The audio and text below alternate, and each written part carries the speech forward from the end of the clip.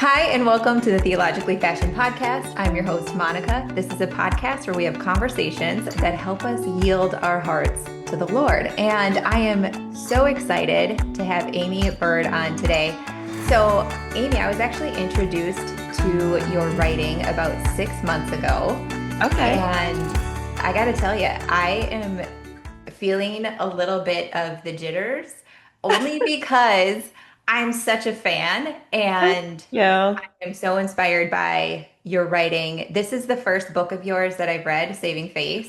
Okay. I can't wait to go back and read more. Um, I'm just going to tell you before. So I was telling my husband the other day that I was so excited for this interview because I share something a lot on my social media called Things I've Changed My Beliefs on Since Going to Seminary. And I share that for a lot of reasons. But one of the things that I have changed my beliefs on is women in ministry. That's been a huge Yes. one for me. Hmm.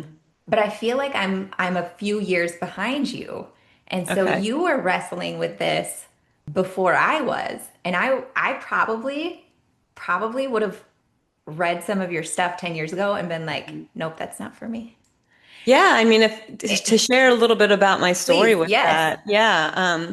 So I was in a Presbyterian church, Orthodox Presbyterian, very conservative, and my writing really was for lay people in the church, and just to try to encourage more like informed discipleship. Yeah. But as a woman, it became really difficult. Like at first, like I was writing to women, like, theology is important for us too. And people really liked that, They're like, oh Mhm. yeah, like listen to this woman talking about how important theology is for other women. But they really wanted to like keep us in the women's ministries. Yes. And so I found as I am, getting asked to speak everywhere around the country and even outside of the country, that there were many women struggling just like me with not only getting good resources for us in the church, but to not be treated as like almost infantilized, like this other little, oh, isn't it cute that you guys are doing your theology over there, you Right, know? right. Like how And so nice for you. yeah. And so I really started writing into this whole women, the agency of women in spiritual formation.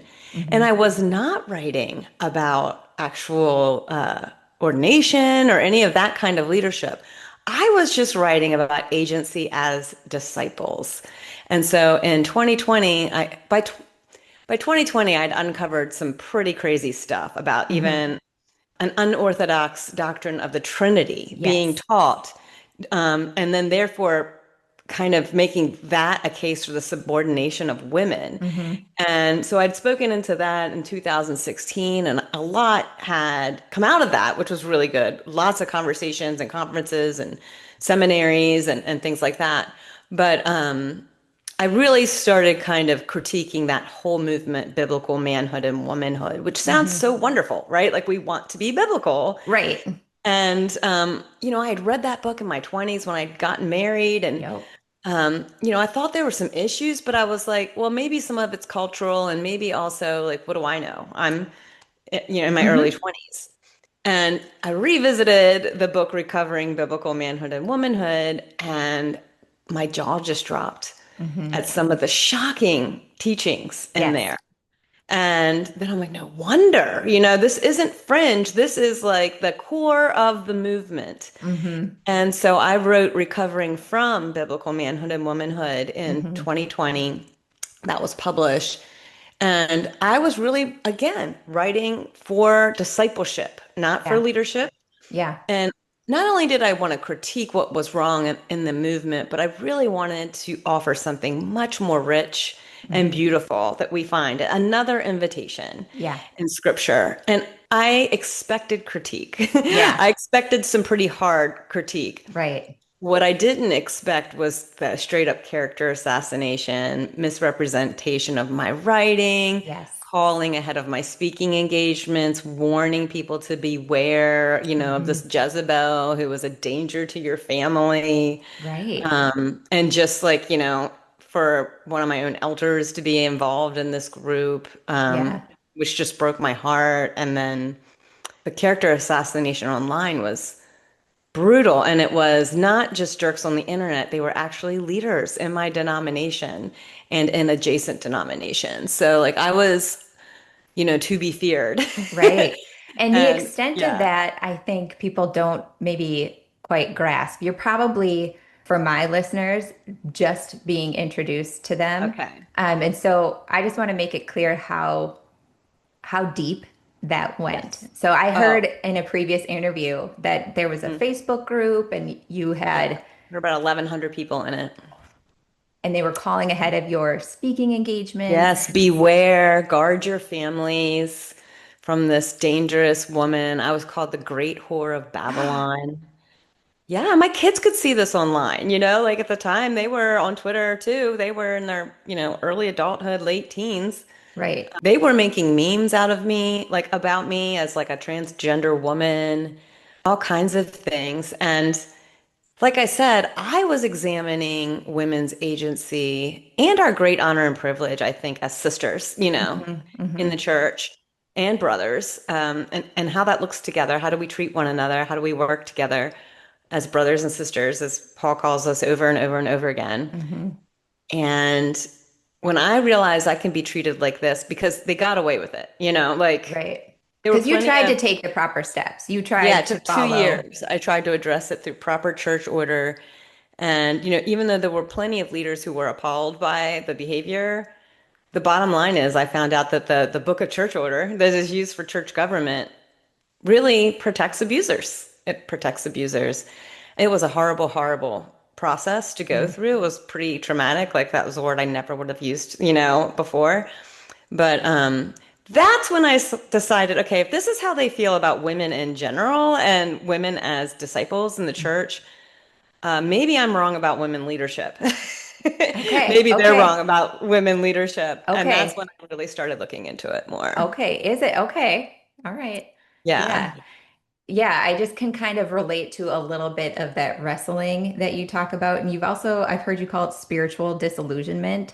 Is, Hmm. uh, can you explain Yeah. what you mean by I that? thought that I was in a denomination that really valued doctrinal clarity, and because, I really had to ask myself, how did I end up in a church like Mm-hmm. this, Mm-hmm. And it was like the security I thought that I had in, I grew up in a Southern Baptist church and there wasn't a lot of theological teaching. Okay. So I had like this vigor to learn theology and I was really excited. And so I thought I was in a denomination that like valued education for everyone. Yeah. And, I thought, well, maybe I started kind of falling into like what is implied in their theology is that the better your theology is, the closer you are to God, kind of thing, the Mm-hmm. more sanctified you are. Right. And I really started buying into that. And so I thought, well, if I learn more and I know more about God, because as a woman in the church, I found myself very sidearmed. I found myself very lonely as a thinking person who wanted to, Hmm. contribute and ask Absolutely. questions Yeah. and feel like a part of the whole reciprocity of what I think church should be. And I just didn't understand why I wasn't connecting in that way. And Mm-hmm. really, that's where my writing came out of. And I Mm-hmm. really I thought, well, if I learn more, then maybe I'll be respected more and on all those things. And for some time I was Right. invited to be on this podcast as a co-host with an academic professor and a PCA pastor and, kind of give the woman's view of things and the Mm-hmm. layperson's view of things. But yeah, once I wrote Recovering, oh yeah, that was Yeah. like I crossed a major, major line. I feel like you were invited as long as you stayed in the box, right? Yes. And so the disillusionment was so profound. It was with my own local church that, I served in like crazy with my husband and raised our kids in and thought Hmm. that we had tight, close friendships there and that, that I was respected and had dignity with the elders. And I found out something very different. Hmm. The disillusionment of thinking I was protected under the church government. That was a scary thing to find out that Yeah. no, abusive people are protected, leaders are protected, male power is Mm. protected. And then to lose, friends who I thought were so close. I got let go of the podcast I was being a part of. I was, close friends with the people there, I thought. Then, like, even a lot of academic relationships I had because my writing kind of, I think, bridges that gap between Yeah. academia and the pew. Yes. And so and I'd gained a lot of academic friendships at that time as well.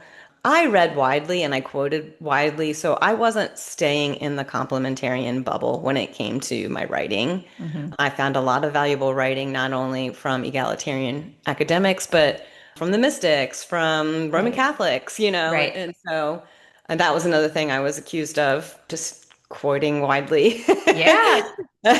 Yeah.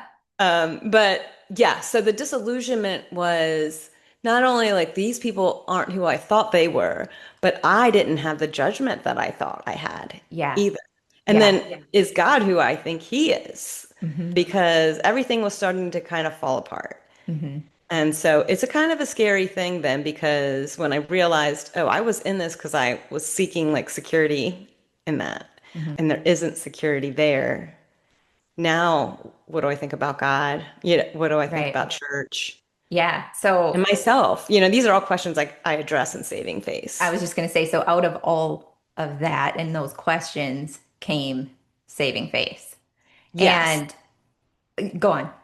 Well, I was just going to say, I realized too, like my writing, I think each book kind of built off of the other. And like, I Mhm. can go back to the beginning and be like, whoa, I've changed my mind on some things now Yes. for sure. Um, but with Saving Face, I've realized as a more mature woman now that you spend so much time, I spent so much time building this face of who I thought I was supposed to be, Mm-hmm. in the church, what a good Yeah. Christian woman is, and a good Hmm. Christian wife and a good Christian mom and all these things. And you raise your kids that way and Hmm. the whole thing. You serve and this and that. And Hmm. I realized how much of it was constructed propaganda, really. Right. And so then you realize that you're lacking a full face, Yeah. really, like and I had some serious work to do. Not only to heal from like the abusive situation I went through in my denomination in my church, it kind of triggers up things like how did I react from my own parents' divorce and things like why was I making some of the decisions that I was making Yeah. and revisiting a lot of my own choices in my own life, my own thoughts and memories and stories Hmm. to help me kind of put that face back together Yeah. again, you So people know? who don't know the book Saving Face, I've heard it described as a theological memoir, which Yes, I love that because what you do is I you like talk that too. about your memories and then how they connect to kind of your theology and kind of, wind those things together, which is really beautiful and lovely. I've Thank you. recommended this book over and over Oh, already. thank you. And so you talk about, for those who are kind of confused, like, well, what does the face mean? Where did Hmm. you, I know that you were inspired by C.S. Lewis, Till We Have Yes. Faces. Can you talk Hmm. a little bit more about that metaphor for people who maybe haven't heard that or aren't quite understanding, okay, where's she coming up with the face from? Yeah. I mean, it is metaphorical and it represents, I think, the most vulnerable hidden parts of ourselves, but then what we're willing to show Yeah. to others at the same time. And I think faith is such a metaphor too of human connection. Yeah. So, yeah, in C.S. Lewis's book, Till We Have Faces, I read it in my 20s and I thought, oh, I love this novel. It's so good. Um, and here you have this, kind of cranky old white man really telling this story, first person narrative through a woman's point of view, which I couldn't believe how well he pulled that off. Mm-hmm. And throughout this story, Orwell, it's a retelling of Cupid and Psyche, and Orwell's Psyche's sister, and she is kind of keeping this book of complaints against the gods, and with all the unrighteousness that she sees in the world, in her own personal life, and she's convinced that she knows what goodness is, and that she's striving for that, as Psyche's sister, and that she knows beauty. Psyche's the beautiful one. She veils her face for its ugliness, and it gives her more power. And even like, her father was the king of Gloom and he was a terrible ruler. And she ends up inheriting the throne and earning it and becoming this, wonderful ruler. And so she's doing it right. Mm-hmm. And all the while, writing her complaints against the gods. And by the end of her life, she has this vision, and she's kind of stripped naked before the gods, and her veil is stripped off of her as well. So now she's barefaced. Mhm. And she has this opportunity to read her complaints. That's what she's always wanted, right? Yeah. Like there she is, face to face before the gods. And she realizes that her journal is like smaller than she remembered it. And she opens it up and it's like her handwriting looks more like scribble, angry scribble than she remembers. But nonetheless, she begins to read and she reads and she reads and she reads and she realizes she's reading like the same thing Mhm. over and over and over and over again. And so the gods stop her and say, enough. Do you have your answer? Mhm. Mhm. And that's when it hit her, and she talks about like how can I expect the gods to answer me face to face when I don't even have a face. Mhm. She Yeah. realized that all this time she's been trying to dig out what she really thought was goodness. But when she's barefaced, without her veil, the end of her life, reading her life's complaints before the gods, it's all clear to her then how wrong she was Mhm. and what love really is. Mhm. And maybe beginning to see herself truly for the first time. Mhm. And it's such an encounter. And I think that's what faith really represents is encounter Yeah. and connection. And so we have this great blessing in Numbers, I think it's 6:24, where we've all heard it a million times in our Yeah. benediction. Um, May God's face shine upon you. Mhm. What does that mean? Why do we talk about God's face? And, we know that we have God's face now in Jesus Christ. Mhm. And, we look forward to that beatific vision. Mhm. That is going to be an encounter for sure. Yeah. But even now, I mean, I think about that benediction and how we are sent away with it. And how it's not just something to happen in the future, but I think we're to be that for one another. Like we're Yeah. sent out with that benediction so that if the Holy Spirit dwells in each one of us, Yeah. then I can call him out of you and you can call Right. him out of me, right? And that is like God's face Mhm. shining upon Yeah. one another. Yeah, I remember at one point in my seminary journey, kind of, I wrote a little bit about that, just Oh, how really? I did. Yeah, how, Moses on the mountain received that benediction and came down with his face shining upon the Yeah, like people, literally like shining. literally shining upon his people. And so we get that same opportunity, right? Like Right. when we're spending time with God, when we're reflecting, it's his goodness that we reflect out into the Yeah. world, that Yes. I'm always like, he still so loves this world. So Yes. this is our Now. call. Right. Yeah. Yeah. Yeah. So I love that. I love that you wrote about that too. There were a couple things in there that I was like, I wrote about that. Well, and I just love it when you make these different Yeah. connections in your reading and then you're Yes. studying and in your conversation. Yes. And I've really made like kind of the last straw connection for me to provoke writing this book was the French philosopher Emmanuel Levinas, and he writes a lot about the face, and Hmm. he talks about this I thou encounter that we have with one another, and how if we can get to the naked face of the other person, like in Mm. their true vulnerability, there is a commandment really from God saying, "Thou shalt not kill."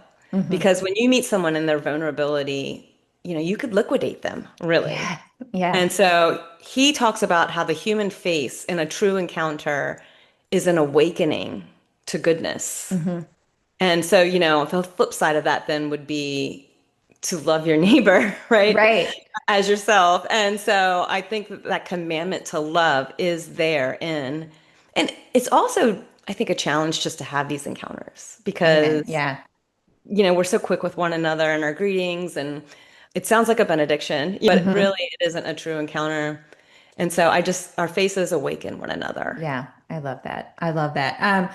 So I thought it was really interesting, given what you've gone through, that you still seem to have a really deep love for the church. I talk to a lot of people who their spiritual disillusionment or their abuse has really pushed them away. It Hmm. sounds like you still have I mean, I will be honest, and I am honest in the book about my Yeah. search for a You church. are, which and I talk to a lot of people who are there, and that's why I bring up this Yeah. topic. They're there, they're looking, and I'm curious if you can talk about that a little bit more. But I'd love for you to explain to people what a mainline church is. Okay. I don't know if my listeners would know what that means. Okay. Yeah. So, yeah, I was a lot of the churches around here are Southern Baptist, and Yep. there's some good ones, but I'm not going from one corrupt denomination to another corrupt denomination. There's been so much abuse in the leadership in Hmm. that denomination, and I'm not going to go into another denomination that is quote unquote complementarian and that Right. doesn't have equality in leadership. So that limits a lot of the churches for me to even visit.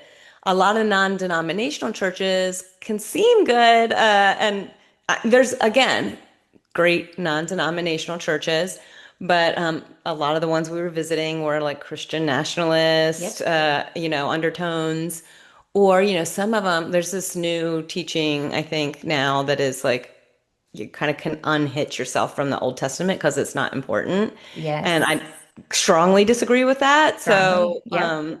I would just be a troublemaker in another church trying to Yeah. like, let's go to the Old Testament.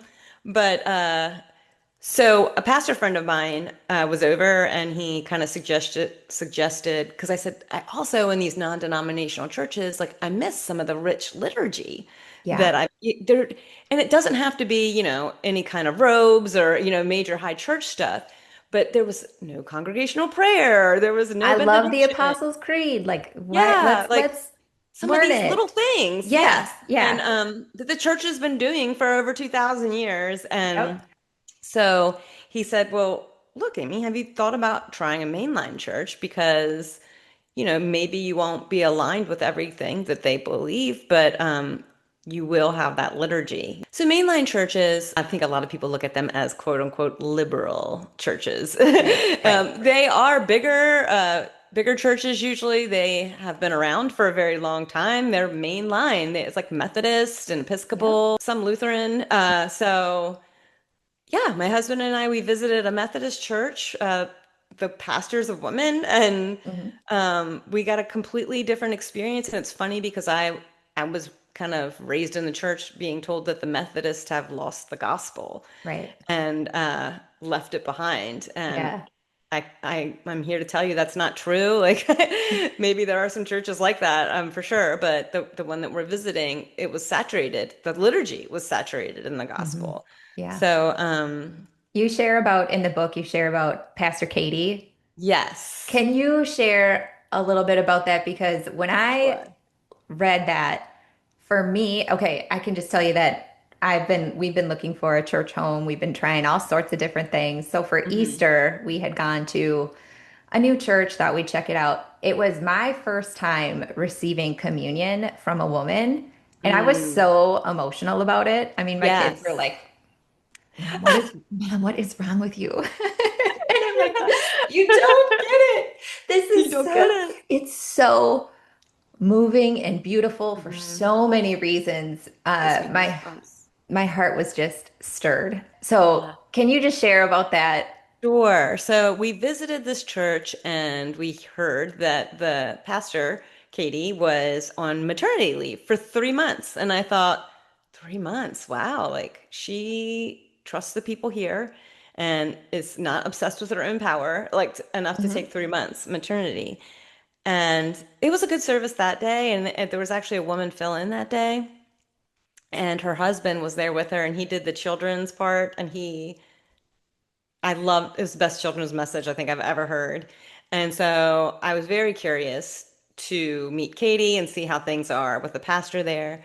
So we continued to go, and Katie returns, and we walk in, and so she has this toddler, and then she has the baby, and the toddler's only like 2, and the baby is strapped to her chest on one of those carriers, and Hmm. she's talking to somebody in the front, and I thought, oh, wow, isn't that nice? But I'm also thinking, I wonder when she's going to take that baby off, so that she can do her job. And she does the whole beginning of the service with the baby. Then she does the children's time, and it's about how Jesus wept. And Mhm. sure enough, Wilbur, her little one on her chest, gives a little whimper, and she just does the mommy bounce, right? And just Yeah. keeps going. And I'm just like mesmerized. Yeah. And then the children go off to their children's time, and she goes up behind the pulpit and delivers a beautiful sermon with baby Wilbur attached to her chest the entire time. And let me tell you, Monica, this was one of the most powerful things I've seen. It was so lovely. Like one of the critiques of egalitarianism, which I see often, is that they're like, sure, women can be pastors too and leaders, but they expect you to be like, as the men, do it like a man. And here I saw such a different message. I saw her in all her femininity. I saw her in her motherhood. It was so powerful. I mean, I've seen my whole life the wives and helpers taking the pastor's kids so that he can do that important work, you know? And she was just kind of like, hold my beer. Oh, wait, never mind. I'll hold that too. You know, Yeah. And I feel like you know? this is this epitome of a woman, I feel like. Just, Yes, it was. And yes, she was so comfortable in her femininity, and it was so empowering and mhm. welcoming. And I'm looking around, and the whole congregation, it was just like kind of normal. Yeah. And for me, it wasn't normal at all, you know? And No. so it was so powerful. Like, talk about goosebumps and what you're talking about with communion. You know, the Presbyterian Church is very, very conservative about who can serve communion. It has to be either an elder or a pastor. And so I had Which a lot of typically neither, re-examining. yeah, neither Yeah, are I mean, and women. and and so then, so it had to be a church officer, and so it would never be a woman. Right. And before Katie came back, there was a communion Sunday, and someone said, you know, so and so, whoever's serving communion today, come on up, and they did the whole blessing already of everything, and no one came up, and so the mom in front of me tapped her like 10-year-old daughter and said, "Come on, they need somebody." And they got up and served on the one side, and then the other people who were going to do it served on the other side. And I received my bread from the 10-year-old girl saying, "This is Christ's body given for you." And I 100% believed it because can the Holy Spirit work through that 10-year-old girl? Mhm. Hell yes, he can. Yes. You know, I was It just like, makes me emotional to think about yeah, because it was what so emotional. and what a beautiful gift that mom gave that 10-year-old. Like they Yes, need someone right. you And can they were looked at as gift. yeah.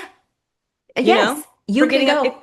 If we would have done that in our old church, we would have been kicked out, you know, like Right. It's such a, yes, it's like there are all these very strict guidelines around these Mhm. things when how beautiful that this 10-year-old It could was get up and serve. so beautiful, it was so moving.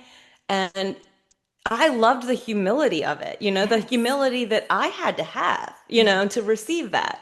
Yeah. That was gift.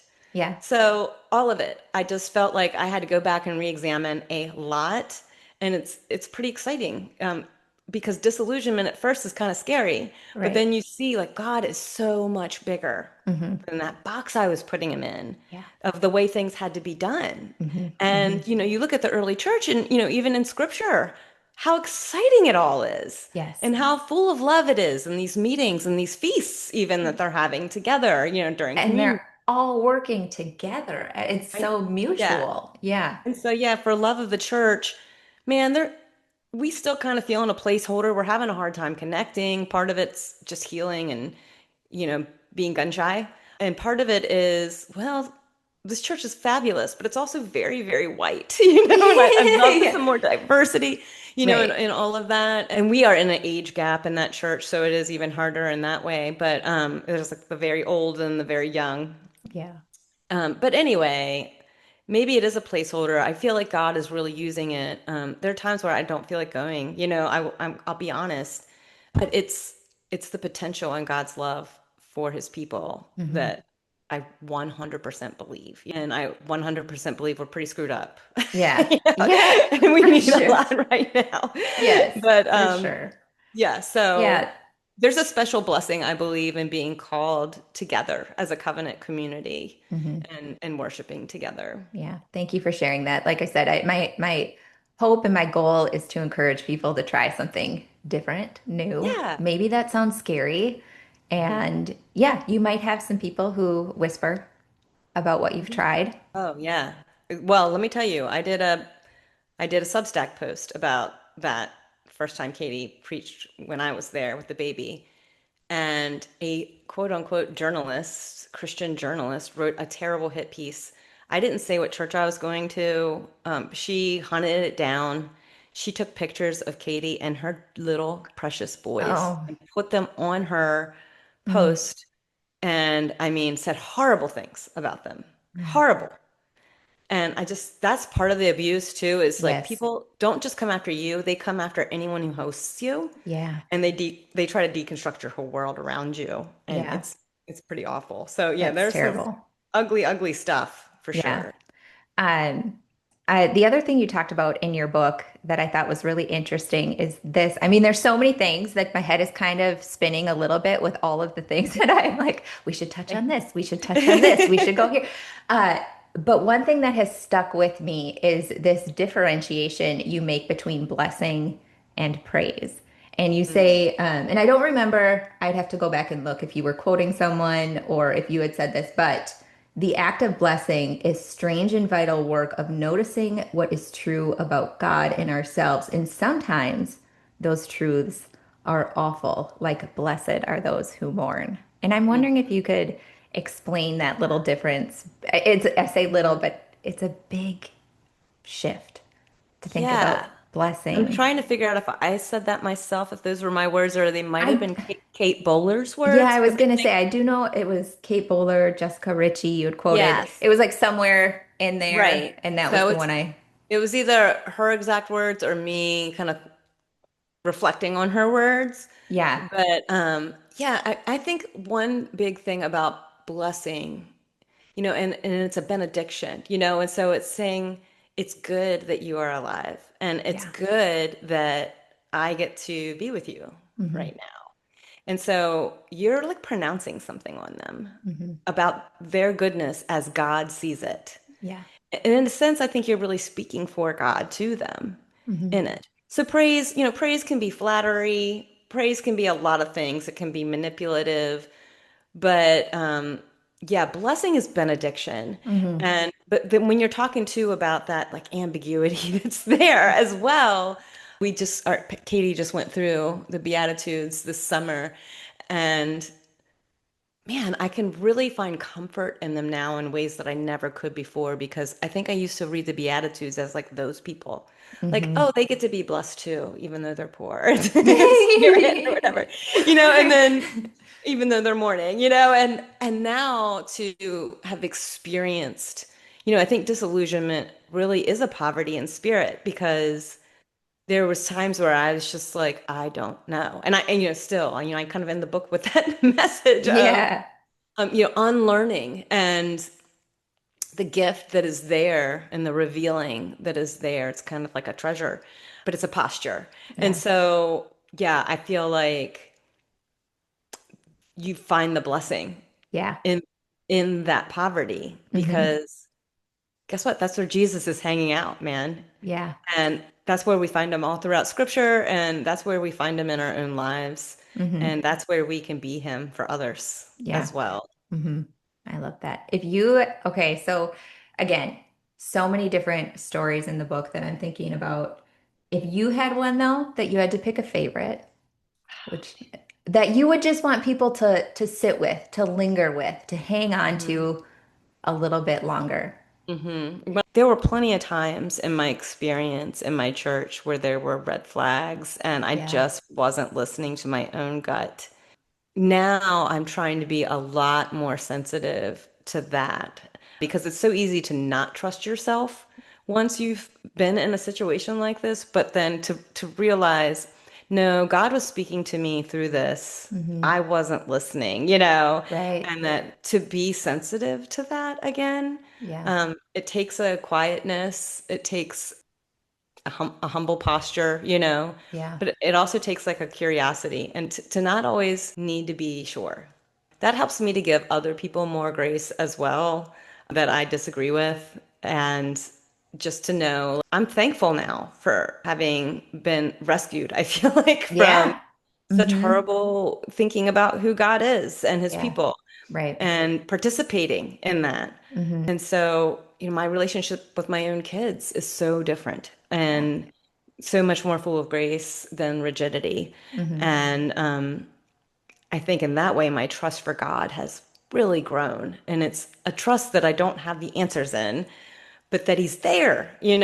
and that He's got this. Yeah. And to just love your people and to love Him. Hmm. That's work enough. Yeah, it sure is. I feel like I can relate to some of that conversation. I think before I went to seminary, I found myself really embracing that rigidity. I liked Hmm. it. It felt so Hmm. certain. Yeah, yeah. And that feels good because it feels safe. It does. And you And feel right. which feels good because Uh-huh. Feels who feels doesn't fabulous. like to be right? And Hmm. but yeah, I always talk about like going through seminary. I always say I say it in like a light way, like, oh yeah, it brought my faith into so much more color, which is Mm, true, but the effort that it took to get to that color was really right. hard. It Yeah. was It's fabulous that you were able to do that in seminary too. I am thankful that I know that that's not a lot of other people's experience with seminary. And I was so naive when I went. I just really, again, like I thought I'm going to go and I'm going to learn and I'm going to know all these things. And Yeah. I can relate to you in the fact that you had talked about being a thinking woman. I'm like, well, I've had that experience as well. So I was like, well, this is a great spot for me. It's where I'm supposed to be. Yeah. It's where I'm supposed to go. I'm going to Hmm. get all my questions answered, right? Finally, I get to be in the classroom at the table with the other thinkers. With all the boys. But that just wasn't the case, right? Like I did not get all my questions answered. What I always say is it just taught me how to ask better ones. And Oh so, yeah. yeah, I can relate to some of that just wrestling and thankful for the wrestle and the journey that landed you at. Because Right. it's scary though. Hmm. Yeah. What was scary for me, terrifying really, was to see the complete spiritual and emotional immaturity in the leaders of the church Mm.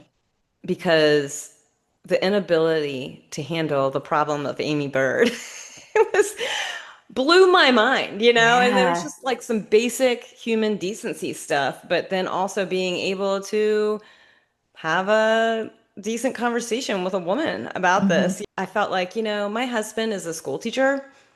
And so he works in the secular world with regular people, Yeah. and they're not evil and scary. But not only that, he's a man in a woman's world in a lot of ways. Yeah. And so to the way that the male leaders in complementarian churches so often tiptoe around women and are so afraid of them and like they're these possible affairs all the time or they infantilize them. I just feel like here is this secular world over here where amazingly men and women can work together Yes. and see the dignity in each other, Right. Right. honor one another, and all Yes. these things. So it's just, it was so shocking. That was a huge Hmm. part of the disillusionment was just like these like men of God Right. uh, couldn't share their own feelings, were very fragile to their idea of keeping their power. That wasn't, not the kind of power that I think we're to have in the church. For sure. I was listening to a podcast that you were on, and I can't remember which one, but they had, I don't want to call it like a prophecy, but maybe like a vision. Do you remember this? Oh, it was Michael Cusick. Yeah, sitting, like you Yes. talk about a memory sitting on a sit and spin, and he Yes. had this vision It of was so you. powerful. That's the one I thought of when you first asked me Yeah, about. I feel like that's me. I'm Really. That's part of awesome. your sit and spin Yeah. people because as I again like I was introduced to your work about 6 months ago And that's Uh-huh. when I started listening and reading, and I was like, I'm just, if you didn't do what you did, Hmm. I don't know that I'd be where I am. It's interesting because like you've been introduced to me 6 months ago, and I've gone from like blogging to having my own website to then now I'm doing a Substack, and there's a certain percentage of my readers that have just followed me from the beginning, and Yeah. they've kind of had the same journey. Then there's a lot of readers that I've picked up who were abused in the church, and Yeah. so I've written a lot into that a lot. My book, The Hope in Our Scars, talks a lot about that. And now it's interesting to just the readers that I'm picking up on Substack and new readers of my book, people from like the other world, even of Yeah. egalitarian churches and things like that. But it is so interesting because I feel like you can share these specific memories and these specific stories, but they definitely weave in with other people's stories, right? And so Yes. you feel Yes. like, oh, that's me too. Yeah. And I think that happens so much with writing and reading Yeah. and just storytelling. And that's Hmm. why I really think, man, the Bible is full of stories, people's stories. And I think church is really meant to be a place where we can come with our stories Hmm. and tell them and then be like, oh, wow, that's me too. And, to weave in or to Yes. be like, no, I've been there. Or then to see just how Christ meets us and all of that, and the Hmm. gospel really explodes in that. I think that we're to be the holder of one another's stories. Hmm. Hmm. As we see each other's faces and Hmm. And unmask before the our, face of God. right, and unmask our own. You talk a lot about that in the book, unmasking our Mhm. own. So it's just really such a beautiful book. Like I said, I've recommended Thank it you. a million times over. Mine is all, got marks in it and I love that. pages turned down. Yeah. Um, so before we wrap up, I want to be respectful of your time. I know you've got more things, but I always end with two questions. You can Okay. answer them in whichever order you, you feel best. Okay. The first question is, do you have a spiritual discipline that you engage in that helps Okay. you feel closer to God? I always say, more fashioned to God. Yeah. Uh, any spiritual disciplines that you love to engage in. The reason I ask that is I feel like everybody's kind of got their own practices Yes. and we can learn from one another. Sure. Yeah. So that's the first question. Second question is, what is something that is bringing you delight right now? And that can be anything because I feel like someone who has come from a background, and this is me personally, of such rigidity that finding delight is a practice and a skill, It is. Absolutely. and delight is just fleeting and momentary. And so Yeah. anything bringing you delight. Sure. I'll start with the spiritual practice. Sure. I am a journaler. I feel like that You is are. a major spiritual practice for me, because it helps me, I think, to be raw about what my emotions are, what my feelings are, what my fears are. And that gets me talking to God. Mm-hmm. So I find that my journal entries can kind of be stream of conscious, and I'm talking just to myself on one hand, and then the next thing you know, I'm talking to God. And so it's very prayerful. Yeah. And I think that he shows me things that way a lot of the time. And another one, and this kind of goes into the delight as well, is man, just sitting on my front porch and looking at the view, and being still for a couple minutes in the beginning of the day. It doesn't have to be long. I just feel that it helps my soul. It helps my soul to just remember that God is there, Yeah. because it's so easy to go throughout your day and just not even think about it. Yeah. And, to just kind of recalibrate myself in front of complete beauty. Like, so Yeah. it's so sensory, the smells and the sights and you know, might get a visit from a hummingbird or something cool like that. And then you think, oh, thanks, God. Yeah, like that's definitely, I'm going to take that as a good sign. And I've then another thing, also I've also hit the age where I think seeing a hummingbird is cool. So I've oh, got yes, yes, feeders outside my absolutely. window. I love Yep. them. Hmm. And then one thing that really brings me delight is like having people over. Yeah. I love to just have people over, whether it's friends or family. And we just moved this summer, and that's something I really prayed about with the house was that we would find something that would be really well suited for that. And we did. And so I'm really excited. Awesome. And we've just had so many people over, and it really brings me delight. And also to hike with my girlfriends. Mm. That is a very spiritual practice for me as well, because it so happens the girlfriends I hike with are also Christian. And man, it's like it's almost ritualistic. We're going up this mountain and we are talking about all of our problems and all of the thing where we don't understand what in the world God is doing, or why is he letting this happen, or why is this going on. And um sometimes we pack like a happy hour, and Yeah. cocktails at the top, and we definitely pack food. And then we were just like communing, and Yeah. enjoying one another and the beauty there. And then on the way down, we're, still going the whole time. We're talking. Yeah. And then it's so you kind of strange because then you return to this like parking lot or whatever, but you feel like you left it all there on the mountains, Yeah, there is. I saw like there was a scientific study that said doing that, like not necessarily the hiking part, but the Yeah. conversational part. I mean, that Hmm. is so good for Yeah, it's so your, honest and raw, like to have some good friendships that you can just 100% and it's say it genuinely all. good for your body, your mental health. It's Yes, like releases happy chemicals in your it brain. Like is therapeutic. it is good for you. Hmm. Yeah, so that's something I just love, and I protect that time, Yeah. and I'm always scheduling it Yeah. because I just think it's so good for your friendships too. Yeah. Like it just brings you so much closer. Right. And I feel like that relational piece. And again, like, Yeah. yeah, And we're bringing it. witnesses for one another of the pain we're going through, of the joys Right. that we're celebrating, of all the Right. things, the worries Yeah. And for our not only kids or that, whatever it but is. these others that you're in community with are helping you see your own face as you learn to see Right. theirs. And right, we have to practice this. It doesn't just, Yes. It's a practice it's a for sure. practice. It doesn't just happen. And yeah, it's a practice. Tell people where they can find you. Okay. How do they learn more? How do they get to Yeah, you? so I do have a website, aimeebyrd.com. It's easy as that, but it's AIMEEBYRD. I also have a Substack. It's called Bird in Your Box, BYRD. Um, and then, yeah, my books are on Amazon or anywhere, books are Yep. sold. My last few were published through Zondervan.